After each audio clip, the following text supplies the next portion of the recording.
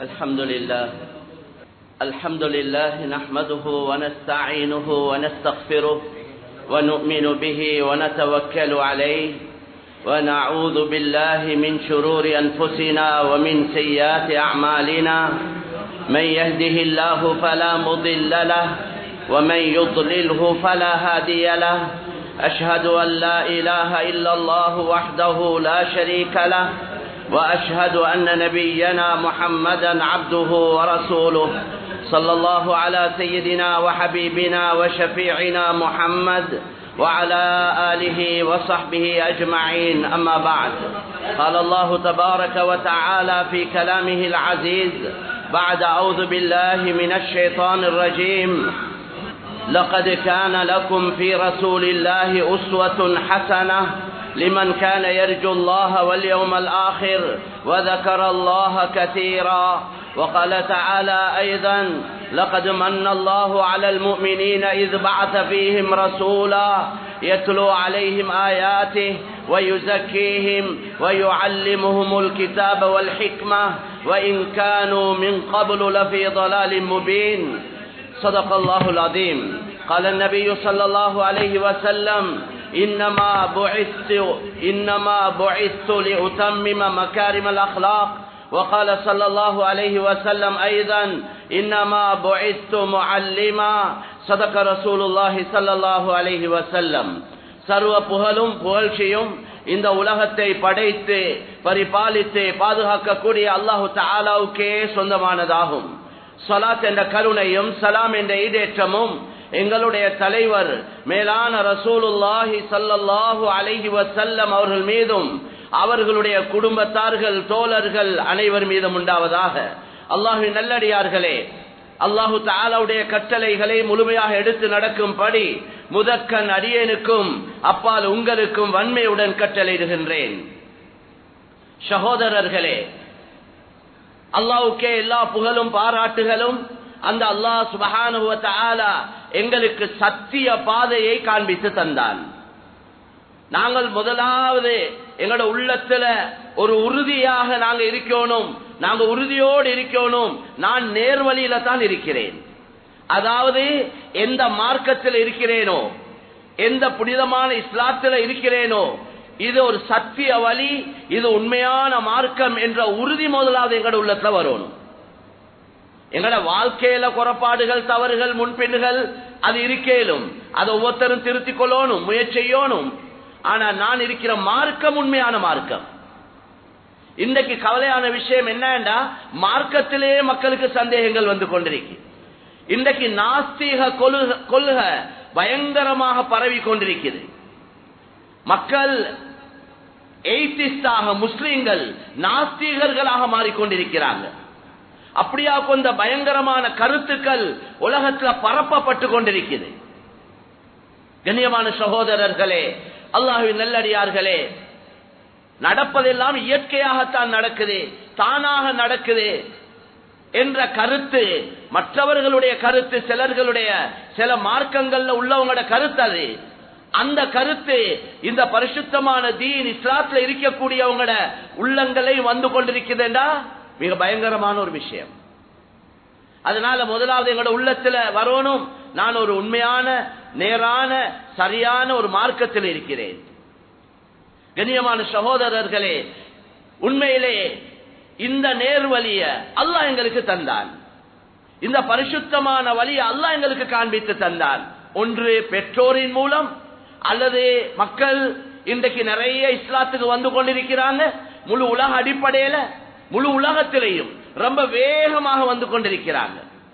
லண்டன்ல ஒரு முயற்சி, சில சகோதரர்கள் இஸ்லாத்துக்கு வந்த ஒரு சகோதரர், அவர் மாற்று வழியில் இருந்தவர், வேறொரு மார்க்கத்தில் இருந்த சகோதரர், அவர் இஸ்லாத்தை விளங்கி இஸ்லாத்தை ஏற்றுக்கொண்டவர். அவர் பார்த்தார், இந்த பரிசுத்தமான தீன் இதுதான் உண்மையானது, இதுதான் சரியான நேரான வழி, இதை நான் மட்டும் ஏற்று நான் மட்டும் இந்த இஸ்லாத்துல இருந்து கொண்டிருக்க கூடாது. இந்த உண்மைய, இந்த சத்தியத்தை, இந்த ஹக்க உலக மக்களுக்கு எடுத்து சொல்லணும் என்ற அடிப்படையில அவர் சில முயற்சிகளை செய்தார். மாஷா அல்லாஹ், ஒவ்வொரு மாதமும் கிட்டத்தட்ட 11,000 பேர் அவரது முயற்சி, அவர் ஆரம்பிச்ச முயற்சி, அதன் மூலம் 40 நாடுகள்ல உழைப்புகள் இந்த தீன இஸ்லாத்தை மக்களுக்கு விளங்கப்படுத்துறாங்க. மக்கள் இஸ்லாத்துக்குள்ள வந்து கொண்டிருக்கிறாங்க. வருஷத்துக்கு கிட்டத்தட்ட 1.5 லட்சத்துக்கு மேல மக்கள் களிமா சொல்றாங்க. இது யாராலையும் திணிக்கக்கூடிய ஒன்று அல்ல, வற்புறுத்தி கொடுக்கக்கூடிய ஒன்று அல்ல. ஆனால் கவலையான விஷயம், இதனுடைய உண்மைய விளங்கி இந்த உண்மைய உலக மக்களுக்கு நாங்க எடுத்து சொல்லாத ஒரு குறை தான் இருக்கு. இல்லைண்டா முழு உலக மக்களும் தாகத்தில் இருக்கிறாங்க, பசியில இருக்கிறாங்கன்னு சொல்லும். எப்படி ஒரு டெசர்ட்ல, ஒரு பாலைவனத்துல, கடுமையான சூட்டுல மக்கள் தாகத்துல தடமாறி கொண்டிருக்கிற மாதிரி இன்றைக்கு உலகத்துல மக்கள் ஹிதாயத்துடைய தாகத்தில் இருக்கிறாங்க. அந்த ஹிதாயத்தை அல்லாஹ் எங்களுக்கு தந்திருக்கிறான். இந்த பரிசுத்தமான தீன் இஸ்லாத்தை அல்லாஹ் எங்களுக்கு தந்திருக்கிறான். இதை நாங்க மட்டுப்படுத்தி ஒரு வேலி ஒன்று அடிச்ச மாதிரி இது எங்களுக்கு மட்டும்தான் என்ற மாதிரி இன்றைக்கு முஸ்லிம்கள் நினைச்சு வாழ்ந்து கொண்டிருக்கிறார். மேலான கண்ணியமான சகோதரர்களே, சஹாபாக்களும் அப்படி அந்த சிந்தனையோடு இருந்திருந்தா நாங்க மஸ்ஜித்ல பயானா கேட்டுக்கொண்டிருப்போம், வேறொரு வணக்கஸ்தலத்துல வேறொண்ட தான் கேட்டுக்கொண்டிருந்திருப்போம். அல்லாஹ் பாதுகாத்தான். நபிக்கு அல்லாஹ் கொடுத்த பொறுப்பு, அந்த பொறுப்பை கண்ணியமான நபி ஸல்லல்லாஹு அலைஹி வஸல்லம் சஹாபாக்களுக்கு ஒப்படைச்சாங்க. 23 வருடம், 40 வயசுல இருந்து 63 வருஷம் வயசு வரைக்கும் 23 வருடத்துக்குள்ள இந்த பரிசுத்தமான தீன, நிரப்பமான பூர்த்தியான தீன இரவு பகலாக மக்கள்கிட்ட ஏச்சி வாங்கி, அடி வாங்கி, பைத்தியக்காரன், சூனியக்காரன், பாடகர், பொய்யன் என்ற எல்லா பேச்சையும் வாங்கி கொண்டு, அந்த தாயிஃபுடைய சம்பவம் எங்களுக்கு தெரியும். ஒவ்வொருவரையும் சந்திக்கக்கூடிய நேரத்தில் அவங்க எப்படியா கொண்ட உள்ளத்தை அப்படியே நோவிக்கக்கூடிய பயங்கரமான வார்த்தைகளை சொன்னது மட்டுமல்ல, ஊர்ல இருக்கிற சின்ன பிள்ளைகள், பைத்தியக்காரர்கள், படிப்பறிவு இல்லாதவர்கள், விளப்பம் இல்லாதவர்களை போட்டு அந்த கண்ணியமான நபிக்கு அடிச்சாங்க. நபியுடைய உடல்ல இருந்து ரத்தம் வடிந்து கொண்டிருந்தது. சுப்ஹானல்லாஹ்.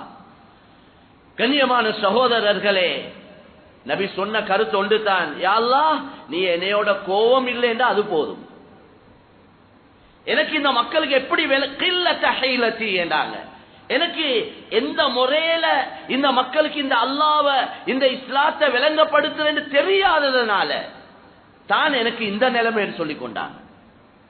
நான் இந்த மக்களுக்கு எப்படி இந்த தீன, இஸ்லாத்தை, மார்க்கத்தை, ரப்ப அறிமுகப்படுத்தணும் என்ற விளப்பம் குறைஞ்சதுனால தானோ, அதுக்குள்ள தந்திரமான முறையில நான் சொல்லாததுனால தான் இவங்க இப்படி என்னைய நோவிக்கிறாங்க. நீ என்னோட கோபம் இல்லாம இருந்தா போதும் யா அல்லாஹ், அதத்தான் சொன்னாங்க. அல்லாஹ் அழிக்கிறதுக்கு அனுமதி கேட்டான் மலக்கின் மூலம். ரசூலுல்லாஹ் சொன்னாங்க, நான் அழிக்க வந்த நபி அல்ல, நான் ரஹ்மத்துல் லில் ஆலமீன், முழு உலகத்தாருக்கும் அருட்கொடையாக வந்தவன் ஸல்லல்லாஹு அலைஹி வஸல்லம் சொன்னாங்க. கண்ணியமான சகோதரர்களே, அன்றைக்கு துஆ செஞ்சிருந்தாங்கடா, மலக்குக்கு அனுமதி கொடுத்திருந்தாங்கடா, அந்த தாயிஃப் அப்படியே மண்ணோட மண்ணா போயிருக்கும். அந்த முஹம்மது பின் காசிம் அத்தாயிஃபி அல் கதஃபி, அந்த தாயிஃபை சேர்ந்த வாலிபர், அவர் மூலமாகத்தான் இந்த இந்தியா, பாகிஸ்தான், பங்களாதேஷ், ஸ்ரீலங்கா இந்த நாடுகளில் இருக்கிற மக்கள் இஸ்லாத்தை ஏற்றுக்கொண்டது அந்த தாயிஃப்ல இருந்து வெளியான ஒரு வாலிபர் மூலமாக. நபி அன்றைக்கு பதுவா செஞ்சிருந்தாங்கடா, அல்லது உள்ள நொந்து இருந்தாங்கடா, அல்லது மலக்குடைய கேள்விக்கு பதில் கொடுத்திருந்தாங்கடா, அனுமதி கொடுத்திருந்தாங்கடா, அந்த சந்தர்ப்பம் இல்லாம போயிருக்கும். எனவே கண்ணியமான சகோதரர்களே, அந்த நபிக்கு ஒப்படைக்கப்பட்ட அமானிதத்தை இரவு பகலாக நபி ஸல்லல்லாஹு அலைஹி வஸல்லம் சஹாபாக்களுக்கு போதிச்சாங்க, மக்களுக்கு சொன்னாங்க. இரவு பகலாக இந்த கவலையிலே காலங்களை கழிச்சாங்க. கடைசியாக ஹஜ்ஜி, ஒரு ஹஜ்ஜி தான் செய்தாங்க. அந்த ஹஜ்ஜி முடிஞ்சு ஒரு 2.5 மாதத்துல கண்ணியமான நபி ஸல்லல்லாஹு அலைஹி வஸல்லம் வஃபாத் ஆகிட்டாங்க. எனவே அந்த ஹஜ்ஜில வச்சு சொன்னாங்க, சஹாபாக்களுக்கு சொன்னாங்க, அல்லாஹ் எனக்கு தந்த பொறுப்பை நான் உங்களுக்கு ஒப்படைச்சிட்டேன், இதை நீங்க ஏற்றுக்கொள்றீங்களா என்று கேட்டாங்க.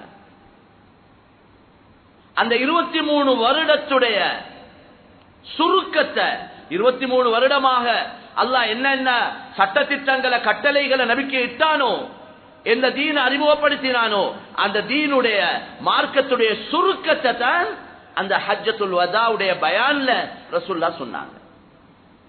இதெல்லாம் சுருக்கமாக சொல்லிட்டு கேட்டாங்க, அல்லாஹ் எனக்கு ஒரு பெரிய பொறுப்பு ஒப்படைச்சான், அந்த பொறுப்பை நான் உங்களுக்கு ஒப்படைச்சிட்டேன், இதை நீங்க ஏற்றுக்கொள்றீங்களா என்று கேட்ட நேரத்தில் சஹாபாக்கள் சொன்னாங்க, நாங்க ஏற்றுக்கொண்டோம். இவங்க ஏற்றுக்கொண்டதுக்கு ஆதாரம் என்ன? கியாமத்துடைய நாளையில் அல்லாஹ் கேள்வி கேட்டா நபி கிட்ட, நான் தந்த பொறுப்பை நீங்க நிறைவேற்றினீங்களா என்று கேள்வி கேட்டா இதுக்கு ஆதாரம் யாரு சொல்ல போறாங்க அங்க? எனவே தான் நபி ஸல்லல்லாஹு அலைஹி வஸல்லம் சொன்னாங்க, யா அல்லாஹ் நீ தந்த பொறுப்பை நான் இவங்களுக்கு ஒப்படைச்சேன் என்று இவங்க ஏற்றுக்கொள்றாங்க, இவங்க ஏற்றுக்கொண்டதற்கு நீ சாட்சியாக இருப்பாயாக. அல்லாஹும்ம ஷஹத், அல்லாஹும்ம ஷஹத், அல்லாஹும்ம ஷஹத் என்று தந்த விரல வானத்தின் பக்கம் காட்டி 3 தடவை சொன்னாங்க.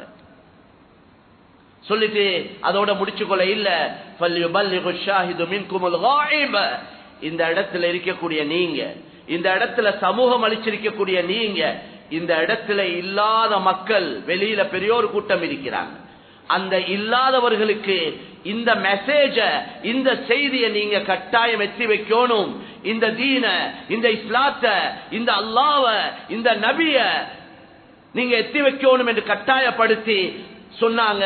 அந்த அடிப்படையில தான் சஹாபாக்கள் ஹஜ்ஜுடைய அமலுக்கு பின்னால, நபியுடைய வஃபாத்துக்கும் பின்னால முழு உலகத்துக்கு போய் இந்த தீன இஸ்லாத்தை எடுத்து சொன்னாங்க. நபி ஹயாத்தோட இருக்க போல தந்த சக்திக்கு உட்பட்ட அவ்வளவு முயற்சியும் செஞ்சாங்க.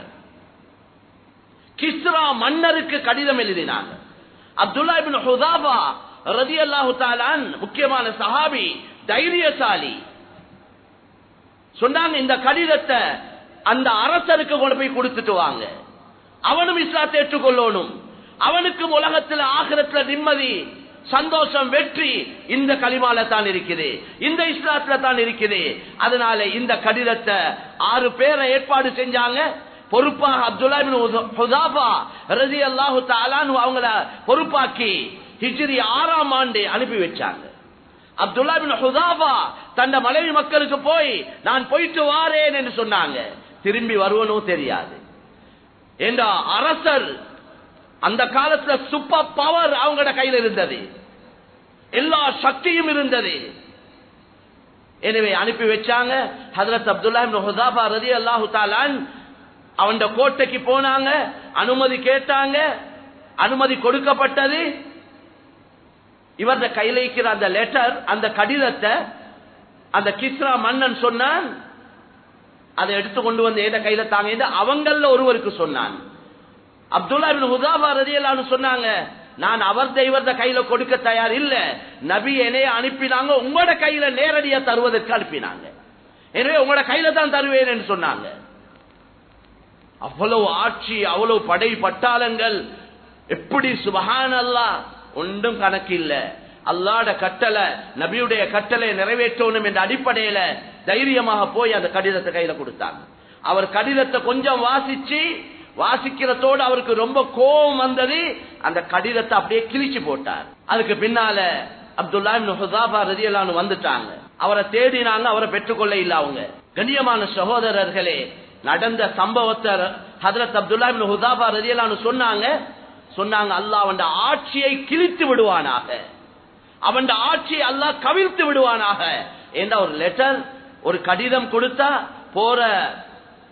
அந்த போறவங்களை கண்ணியப்படுத்தணும், அந்த கடிதத்தை கண்ணியப்படுத்தணும், பலம் அதுதான். அதுக்கு மாற்றமா அவர் நடந்து கொண்டார்.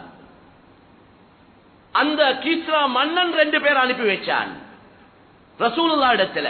அவங்க தாயிஃபுக்கு வந்தாங்க, கேட்டாங்க இந்த முஹம்மது ஸல்லல்லாஹு அலைஹி வஸல்லம் எங்க இருக்கிறார்? அவங்க சொன்னாங்க, அவர் மதீனா யஸ்ரிப்ல இருக்கிறார். மதீனாவுக்கு வந்தாங்க. வந்து ரசூலுல்லாஹி ஸல்லல்லாஹு அலைஹி வஸல்லம் அவங்ககிட்ட அவன் ஒரு கடிதம் அனுப்பியிருந்தான், அந்த கடிதத்தை கொடுத்தாங்க. அவன் சொன்ன கருத்து என்னண்டா, நீங்க ஏண்ட காலடிக்கு வாங்க, நீங்க எனக்கு கீழே இருக்கணும், நீங்க என்னுடைய அடிமை என்ற மாதிரி ஒரு கருத்தை சொன்னான். நபி ஸல்லல்லாஹு அலைஹி வஸல்லம் சொன்னாங்க, அது நடக்க மாட்டாதுன்னு சொன்னாங்க. இந்த வந்தவங்க சொன்னாங்க, நீங்க இதை ஏற்றுக்கொள்ள இல்லைன்னா உங்களுக்கு பெரிய பிரச்சனைகள் உண்டாகும். ரசூலுல்லாஹி ஸல்லல்லாஹு அலைஹி வஸல்லம் சிரிச்சாங்க. சிரிச்சு கொண்டு சொன்னாங்க, நீங்க போக்கோல, நீங்க இப்ப எனக்கிட்ட வந்து திரும்பி போகக்கூடிய நேரத்தில் அவன் இருக்க மாட்டான் என்று சொன்னாங்க. கிஸ்ரா மன்னன் இருக்க மாட்டான் என்று சொன்னாங்க. இவங்க எல்லாம் இந்த 2 பேரும் புதுனப்பட்டாங்க. அதே போல இவங்க அவன் மகனே அந்த கிஸ்ரா மன்னனை கொலை செஞ்சான். கண்ணியமான சகோதரர்களே, உமர் ரலியல்லாஹு ஆட்சி காலத்தில் ஹிஜ்ரி 19ஆம் ஆண்டு ரோம் நாட்டு அரசன், அதுவும் பெரிய ஒரு சூப்பர் பவர், அவனுக்கிட்ட தாவத்துக்காக அவன் இஸ்லாத்தை ஏற்றுக்கொள்ளணும் என்பதற்காக இந்த அப்துல்லா இப்னு ஹுஸாஃபாவை சிலர்களோட சேர்த்து அனுப்பி வச்சான். அனுப்பி வச்ச நேரத்தில் அவனும் மோசமாக நடந்து கொண்டான். போனவங்களை நீங்க ஆக இல்லைன்னா உங்களை எல்லாரையும் கொண்டு போடுவேன் என்று சொன்னான். 2 பேர் என்ன செஞ்சான் தெரியுமா? பெரிய ஒரு எண்ணெய் தாச்சி, ஒரு தாச்சியில, பெரிய தாச்சியில எண்ணெயை ஊத்தி 2 பேர் அதுல போட்டு பொரிச்சான். விளங்குற மாதிரி சொல்றேன். அப்துல்லா இப்னு ஹுஸாஃபாவுக்கு சொன்னான், நீ உங்களோட நிலைமையும் இதுதான், உங்களுக்கு இதுதான் நடக்க போகுது, நீங்க இந்த கிறிஸ்தவ மதத்தை ஏற்றுக்கோங்கன்னு சொன்னான். அவர் சொன்னார், நான் ஏற்றுக்கொள்ள தயார் இல்லை. கொலை செய்யறதுக்காக எடுத்துக்கொண்டு போன நேரத்தில் அப்துல்லா இப்னு ஹுஸாஃபா ரலியல்லாஹு அன்ஹு அழுதாங்க. திரும்ப அப்துல்லா இப்னு ஹுஸாஃபாவை கூட்டி கொண்டு வந்து அரசர் கிட்ட கேட்டாங்க. சொன்னாங்க, இவர் அழுதார், தாச்சில போடுறதுக்கு முன்னால் அழுதார். அரசன் கேட்டான், ஏன் அழுதீங்க? நான் மவுத்துக்கு பயந்து அழ இல்ல, எனக்கு ஒரு மவுத்து தானே இருக்குது. என்ற உடல்ல இருக்கக்கூடிய ரோமம் முடியுடைய அளவு எனக்கு மவுத்து இருந்தா நான் ஒவ்வொரு மவுத்தாக என்ற ஒவ்வொரு உயிரையும் அல்லாஹ்வுடைய பாதையில கொடுத்திருப்பேன் என்று சொன்னான். கடைசியாக அப்துல்லா இப்னு ஹுஸாஃபா கிட்ட அந்த அரசன் கேட்டுக்கொண்டான், நீங்க என்ன நெத்திய மூக்குறீங்களா, நான் உங்களை ரிலீஸ் பண்றேன் என்று சொன்னான். அப்துல்லா இப்னு ஹுஸாஃபா ரலியல்லாஹு அன்ஹு சொன்னாங்க, என்னைய மட்டுமல்ல, என்னையோட இருக்கிற அவ்வளவு பேரையும் நீங்க விடுவீங்கன்னா நான் செய்றேன் என்று சொன்னாங்க. மனசுல சொன்னாங்க, இவன் ஒரு அல்லாஹ்வுடைய விரோதி, என்னையும் இந்த சஹாபாக்களையும் பாதுகாக்கிறதுக்காக நான் அவன் நெத்திய முத்தமிடுறது பரவாயில்லைன்னு சொல்லி அப்படி செஞ்சாங்க. அவன் எல்லாரையும் விட்டான். உமர் ரலியல்லாஹு தஆலா அன்ஹு அவங்கள்ட்ட வந்தாங்க. இவங்க இந்த போனவங்க உமர் ரலியல்லாஹு தஆலா அன்ஹு அவங்களுக்கு நடந்த சம்பவத்தை சொன்னாங்க. அப்துல்லா இப்னு ஹுஸாஃபாவை உமர் ரலியல்லாஹு தஆலா அன்ஹு புகழ்ந்தாங்க. நீங்க ஒரு நல்ல வேலையை செஞ்சீங்கன்னு சொன்னாங்க. சொல்லிட்டு சொன்னாங்க, முழு முஸ்லிம்களுடைய பொறுப்பு இந்த அப்துல்லா இப்னு ஹுஸாஃபாவை முத்தமிடுவது ஒவ்வொருத்தர பொறுப்புன்னு சொன்னாங்க. முதலாவது நான் முத்தமிடுறேன், மோந்து கொள்றேன் என்று முதலாவது உமர் ரலியல்லாஹு அன்ஹு அவங்களுடைய நெற்றிய முத்தமிட்டு ஏனையவர்களுக்கு முத்தமிட சொன்னாங்க. நான் என்ன சொல்ல வாரேன்னா, நபியுடைய கவலை இதுவாகத்தான் இருந்தது. எவன் எந்த ஆட்சியில, அதிகாரத்தில், எந்த பட்டம் பதவியில, எந்த துனியாவோட இருந்தாலும் அவனுக்கு ஈமான் கிடைக்கல என்று அவன் நஷ்டவாளியா போயிடுவான், அவன் நிரந்தரமான நரகத்துக்கு போயிடுவான். அதனால எல்லா மக்களுக்கும் ஹிதாயத்து கிடைக்கணும் என்பதுதான் நபியுடைய ஆசை. எனவே மேலான சகோதரர்களே, அந்த நபி பிறந்த மாதத்தை நாங்கள் எதிர்பார்த்து கொண்டிருக்கிறோம். வார மாதம் ரபியுல் அவ்வல் மாதம். எங்களால் என்ன செய்ய இயலும்? எங்களால இந்த காலத்துல கண்ணியமான நபிய இந்த மக்களுக்கு, நாட்டு மக்களுக்கு அறிமுகப்படுத்துறதுக்காக நாங்க என்ன செய்யணும்?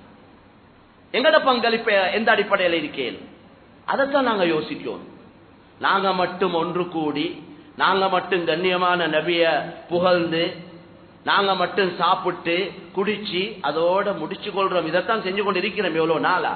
பிரச்சனை இல்ல, கட்டாயம் கண்ணியமான நபியை நாங்க புகழணும். நபியுடைய சிபாத்துகள், நபியுடைய வாழ்க்கை வரலாறுகளை எங்களுக்குள்ள எங்கட மனைவி மக்கள், எங்கட பிள்ளைகளுக்கு தெரியாம இருக்குது. நபியை பத்தி தெரியாது. இன்றைக்கு அவனையும் இவனையும் உலகத்துல இல்லாத காஃபிர்கள் எல்லாம் அதெல்லாம் விளங்கி வச்சிருக்கிறாங்க பிள்ளைகள். ஆனா நபிய தெரியாது, நபியுடைய வாழ்க்கை வரலாறு தெரியாது, நபியுடைய மனைவிமார்கள் யார் என்று கேட்டா தெரியாது, நபியுடைய பிள்ளைகளுடைய பேரை கேட்டா தெரியாது, எத்தனை ஆம்பளை பொம்பளை பிள்ளைகள் என்றா பிள்ளைகளுக்கு தெரியாது. இந்த நிலைமையில எங்கட ஹாலாத்தும் இருக்குது. எனவே எங்களுக்குள்ளேயும் நாங்க நபிய புகழ்ந்து நபியுடைய வாழ்க்கை வரலாறுகளை சொல்லி பேசி கதைச்சி விளங்கிக் கொள்ளணும், நபியை கண்ணியப்படுத்தணும். எல்லா அமைப்பிலையும் அதோட முடிச்சு கொள்ள கூடாது. இந்த நாட்டில் கிட்டத்தட்ட 20-22 மில்லியன் மக்கள் வாழ்ந்து கொண்டிருக்கிறாங்க. கலிமா இல்லாம இருக்கிறாங்க, அல்லாஹ்வை தெரியாம இருக்கிறாங்க, கண்ணியமான நபியை தெரியாம இருக்கிறாங்க.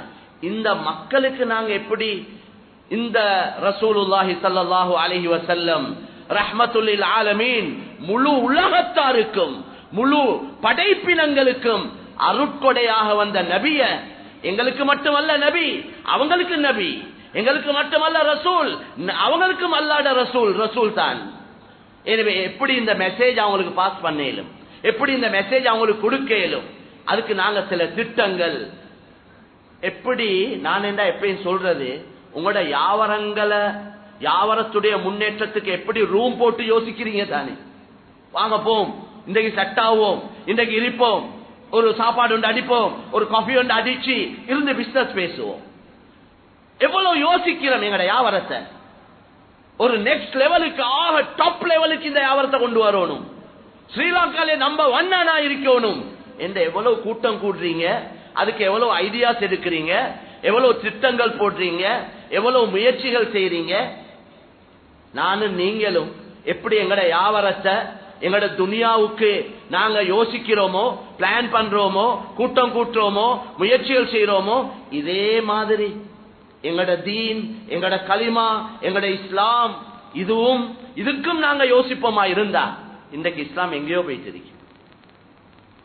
மார்க்க விஷயத்துல மட்டும் எங்களுக்கு அதை பத்தி டைம் இல்ல, பிஸி அல்லது வேலை இல்ல. ட்ரஸ்டிமாருக்கும் கூட போர்டு மீட்டிங்குக்கும் கலந்து கொள்ள டைம் இல்ல. டைம் இல்லாதவங்க ஏன் தான் ட்ரஸ்டி போர்டுல போடுறாங்களோ தெரியாது. அவங்களால எங்க ஊர்ல பெரிய மாற்றங்கள் உண்டாக போகுது. நேரத்தோட வார மாதம் தான் இது கண்ணியமா ரபியுல் அவ்வல் இப்பே பிளான் பண்ணணும். அந்த கடைசி டைம்ல யோசிச்சு ஒன்று சாதிக்க இயலாது.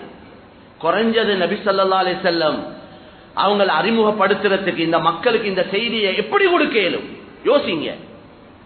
இப்படி எல்லாம் யோசிச்சிருக்கிறாங்க. ரசூலுல்லாஹ் பத்தி ஒரு போட்டி, ஒரு கட்டுரை, அதை எழுதணும். அந்த நியத்தோட, எந்த நியத்தோட, இவங்களுக்கு எல்லாம் ஹிதாயத்து கிடைக்கணும். அதுக்கு தேவையான புக்ஸ் எல்லாம் கொடுத்து அந்த போட்டியில யார் ஃபர்ஸ்ட் வாராரோ அவருக்கு இவ்வளவு பெரிய ஒரு தங்க நாணயம், அவங்களுக்கு இப்படி பவுன், 2வது 3வது 4வது அவங்களுக்கு இப்படி எல்லாம் கிஃப்ட் எல்லாம் கொடுப்போம்.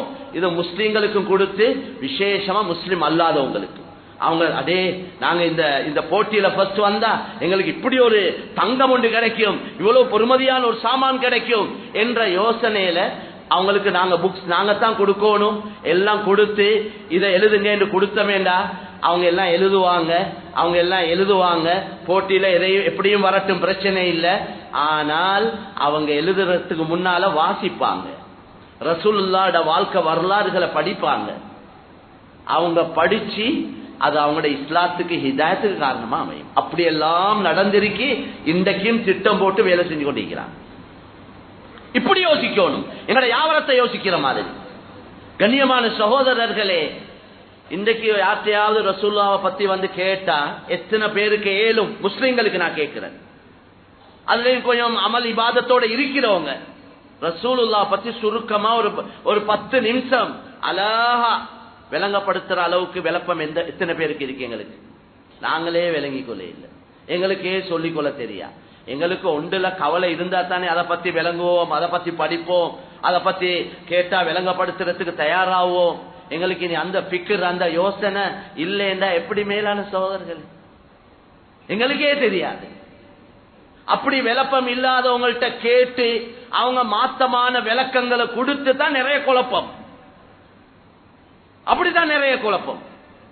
அவருக்கு இஸ்லாத்தை பத்தி அவர்கிட்ட கேட்டு மாடு இருக்கிறத பத்தி கேட்டா அவருக்கு விளப்பம் இல்லாம ஒரு விளக்கத்தை கொடுத்தா அவங்க விளங்குறாங்க, அடே இதுதான் இஸ்லாம், இப்படித்தானா இருக்கும். ஃபேஸ் கவரை பத்தி கேட்டா அவர் விளப்பம் இல்லாம பதில கொடுத்து அதால பிரச்சனை. ரசூலுல்லாஹ் இவ்வளவு திருமணங்கள் 13 திருமணங்கள் செஞ்சாங்க என்று மாத்தமான விளங்கி இருக்கிறவங்க அவங்க எங்கள்கிட்ட கேட்டா அதுக்கு ஒரு சரியான பதில் சொல்லிக்கொள்ள தெரியாது. நாங்க ஒரு புக் ஒன்று தயாரிச்சிருக்கிறோம் ரசூலுல்லாஹ் பத்தி. கிட்டத்தட்ட 60 பேஜ் இருக்கு, அதுல 60 பேஜஸ் இருக்குது. சுருக்கமாக நபியுடைய பிறப்பிலிருந்து நபியுடைய ரிசாலத் வரைக்கும், நபி பட்டம் கிடைக்கும் வரைக்கும் உள்ளத ஒரு பகுதி. அடுத்தது நபியுடைய ரிசாலத், நபி பட்டம் கிடைச்சதுல இருந்து மதீனா போகும் வரைக்கும் உள்ள பகுதியையும் தெளிவாக எழுதி, அதுக்கு பின்னால அதுல இருந்து ரசூலுல்லாஹ்ட மௌத் வரைக்கும் உள்ள விஷயங்களையும், நபியுடைய நல்ல குணங்கள், விசேஷமாக மற்ற மக்கள் கலிமா சொல்லாத சகோதரர்கள் அவங்களோட உள்ளத்துல சில சந்தேகங்கள் இருக்கே, தெளிவில்லாம இருக்கிறாங்க, அது சம்பந்தப்பட்ட சில விஷயங்கள், நபியுடைய வாழ்க்கையில் உள்ள விஷயங்கள். யுத்தங்கள் ஏன் யுத்தம் செஞ்சாங்க, அது காரணங்களோட விளப்பம் இல்லாம தான் இருக்கிறாங்க. நபியுடைய திருமணங்களை பத்தி அதுல ஒரு தெளிவு, இப்படி ஒரு 60 பேஜில் உள்ள ஒரு அழகான புக் சிங்களத்தில் எழுதப்பட்டு நிதா பவுண்டேஷனால் எழுதியிருக்கிறாங்க. அப்ப அதை உங்களுக்கு ஏழும், அது அவ்வளவு இல்ல, ஒரு 350-400 ரூபா, 350 ரூபா 400 ரூபா தான் காஸ்ட் ஆகும். அதை கொஞ்சம் பிரிண்ட் பண்ணி அத பங்குடையிலும். ஏண்ட கருத்து என்னடா, நாங்க இந்த மற்ற மக்களோட கலந்து வாழ்றோம். எங்கட ஊட்ட சுத்தி எங்கட தீன் ரொம்ப தெளிவானது. கேட்கிற அவ்வளவு கேள்விக்கும் எங்கள்கிட்ட பதில் இருக்கு. பதில் நாங்க விளங்கி கொள்ள இல்ல, அது எங்கட மிஸ்டேக், அது எங்கட தவறு. ஆனா எல்லா கேள்விக்கும் பதில் இருக்கு. மாஷா அல்லாஹ், நாங்க யூனிவர்சிட்டி ப்ரோக்ராம் செய்யறோம். ஃபைனல் இயர்ல இருக்கிற ஸ்டூடெண்ட்ஸ், நான் முஸ்லிம்ஸ், கேர்ள்ஸ், பாய்ஸ்க்கு அவங்களுக்கு இஸ்லாத்துடைய விஷயங்களை விளங்கப்படுத்தி, அதுக்கு பின்னால் அவங்களுக்கு கொஸ்டின், அவங்களுக்கு வேண்டிய கேள்வியை கேளுங்க என்று நாங்க சொன்னா அவங்க சில கேள்விகள் கேட்கிறாங்க. அவ்வளவு கேள்விக்கும் தெளிவான புத்திக்கு பற்ற மாதிரி சயின்டிபிக்கலி அவங்களுக்கு பதில் சொல்லப்படும். அவங்க எல்லாம் ஏற்றுக்கொள்றாங்க. இஸ்லாம் சரி, நாங்க விளங்கியிருந்த இஸ்லாம் வேற என்றாங்க. அதனால கண்ணியமான சகோதரர்களே, இதுதான் உண்மையான வியாபாரம். அல்லாஹ் எங்களுக்கு சொல்ற வியாபாரம். ஹல் அதுல்லுக்கும் அலா திஜாரத்தின் துன்ஜீக்கும் மின் அஸாபின் அலீம் துமினூன பில்லாஹி வ ரசூலிஹி وتجاهدون في سبيل الله بأموالكم وأنفسكم ذلكم خير لكم إن كنتم تعلمون. அல்லாஹ் சொல்றான், நான் ஒரு பிசினஸ் சொல்ல உங்களுக்கு சொல்லி தரேன். பிசினஸ், திஜாரா என்ன பிசினஸ். அல்லாஹ் எங்களுக்கு அந்த ஆசையான வார்த்தைகளை சொல்லி, எங்களுக்கு எந்த வார்த்தைகள் பிடிக்குமோ அந்த வார்த்தைகளை சொல்லி எங்களை அல்லாஹ் சொல்றான், நான் உங்களுக்கு நல்ல வேலை உண்டு, நல்ல ஒரு பிசினஸ் உங்களுக்கு சொல்லி தரட்டுமா. அந்த பிசினஸ் கல்லியோட சம்பந்தப்பட்ட பிசினஸ் அல்ல. அந்த பிசினஸ் துன்ஜீக்கும் மின் அஸாபின் அலீம், நோவினை கொடுக்கக்கூடிய நரகத்துடைய நெருப்புல இருந்து, வேதனையில இருந்து உங்களை பாதுகாக்கக்கூடிய பிசினஸ், நரக நெருப்புல இருந்து பாதுகாக்கக்கூடிய பிசினஸ். அது என்ன தெரியுமா? துமினூன பில்லாஹி வ ரசூலிஹி, நீங்க அல்லாஹ்வ ரசூலை ஈமான் கொள்ளுவோம்.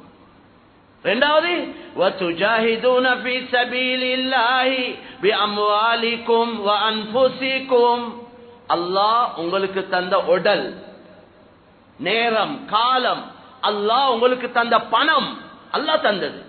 பிறக்க கொள்ள பணத்தோட யாரும் பிறக்க இல்லை, உடுப்பு இல்லாம தானே பிறந்தோம். எதெல்லாம் இருக்குதோ அதெல்லாம் அல்லாஹ் தந்தான். எனவே உங்களோட உடலையும் பொருளையும் அல்லாஹ்வுடைய தீன், துஜாஹிதூன் என்றா அல்லாஹ்வுடைய இந்த கலிமா உலகத்துல மேலோங்குவதற்காக நீங்க இதை பாவிக்கணும், இதை செலவழிக்கணும்.